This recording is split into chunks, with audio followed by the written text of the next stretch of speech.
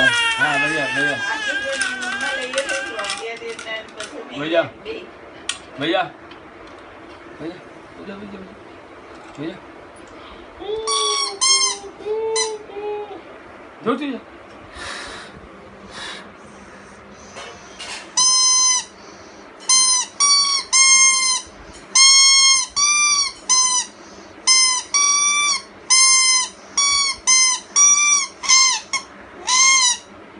हम था बस ही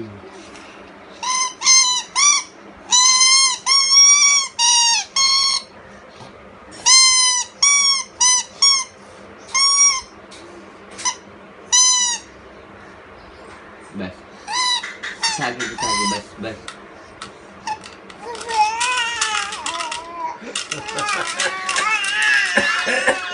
thank you good boy